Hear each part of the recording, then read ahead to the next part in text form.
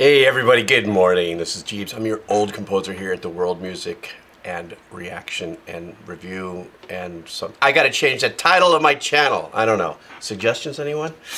Anyhow, oh boy, opened myself up to that one, didn't I? It's a Friday, and during my stream on Wednesday, I had somebody suggest a band called Tame Impala, and I started listening to it. It was at the very end of my stream, and I'm listening to a song, and I started to break it down, and I went to click back, and it clicked into the next song off of Spotify. Something happened, and I was so tired at the end of that stream. I was like, guys, I can't start this song over again. So I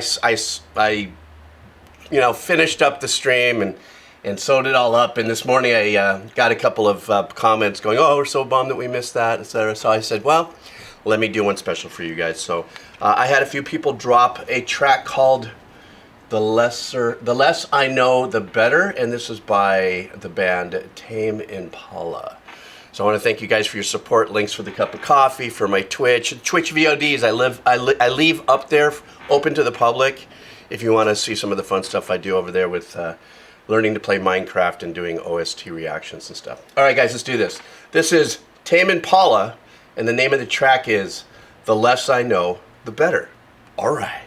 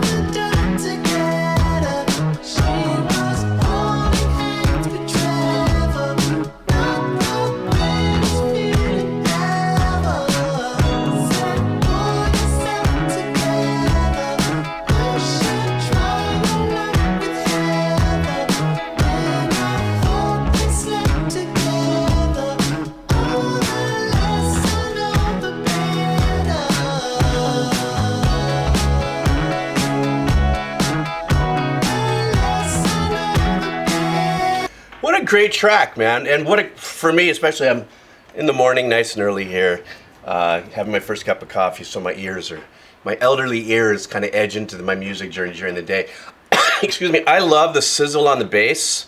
A couple of things that are actually happening at the beginning that I'm just in love with when engineers and producers do this is in that bass, obviously, it's got a little sizzle to it. It could be a little bit of a head overdrive, or maybe a post thing. Maybe they kick on a little overdrive on the stomp pedal or something. But it's very nice and compressed, but the tones are kept intact. So it's fantastic. And then the drum is really tight and intimate. So it's just this really straight. It's a straight sound, but the compression on the drum and the kit and everything like that is what keeps that whole thing intimate and right down the middle. And then they pop it open with the dynamics, and that's what really got me going. I love that. I love that whole vibe is when they give that to you.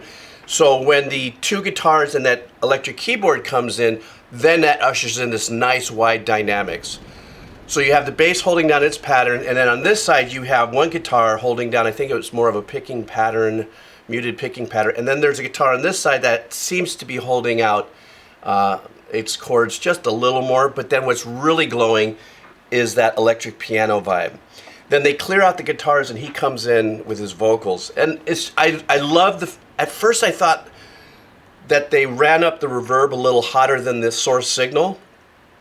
That's why he sounds nice and reverbed out and pulled back in the pocket. But it's not. But it's really nice and a really great approach. And then as it starts to come in on the second part of the verse, they start to reintroduce some of the arrangements that were established at the beginning.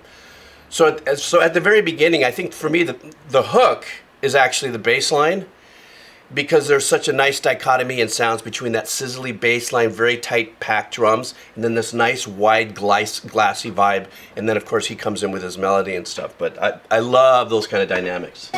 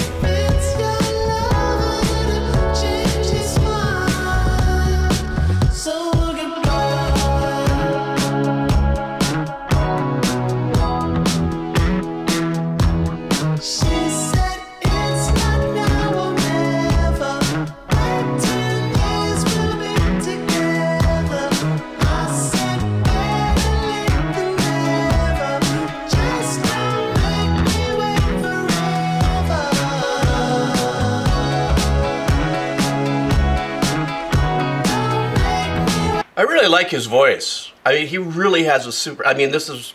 I think I listened to one other track of theirs a couple years ago on my other channel. But I love the glassiness of his head voice in here. Really quick, I want to bring up the fact that the second I started, you may have seen me smile. I went, oh man, look at what they did in that section. As soon as I came back in, is they took the distortion off the bass, they cleaned it up a little bit, and gave us just a little bit of a different vibe. Because the drums are still keeping it together. That's kind of the zip line was that pattern. But then all of a sudden they dropped out into a mono electric keyboard sound. They're slightly panned off to this side, you know, as the vocals continued on through. Then they reintroduced a little bit of the stereo.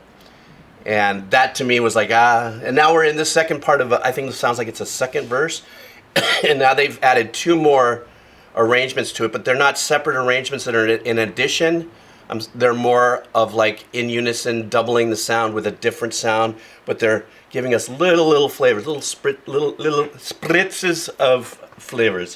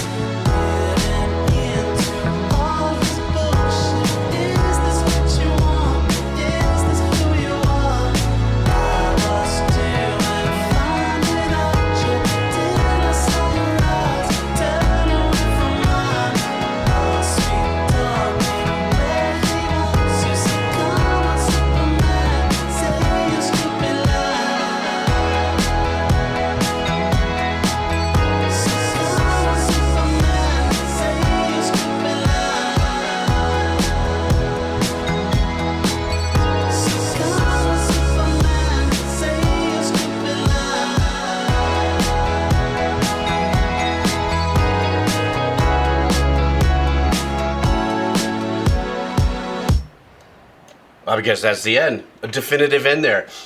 Love the bass, you know, there are so many different little hook things for me in this track, especially the last section. I love the bass phrasing. It's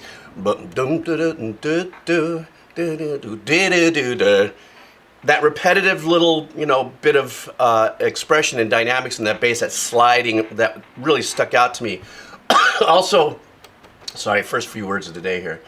Also, this last 30 seconds, they open it up again by adding a nice little pad, that kind of pseudo string sound, as well as you may have heard me smile, but out of nowhere they use these, they're not quite tube bells, but I would call them Christmas bells or something like that. Just out of nowhere there was this little quick counter melody that came in there. So as the end of this track is coming through, they made it very ethereal and very ambient. And then on this side, it was a really nice little guitar arpeggiation or a little pattern that was being played and stuff. This was a great little track, very light, very chill, super melodic, and there's a couple of hidden hooks in there.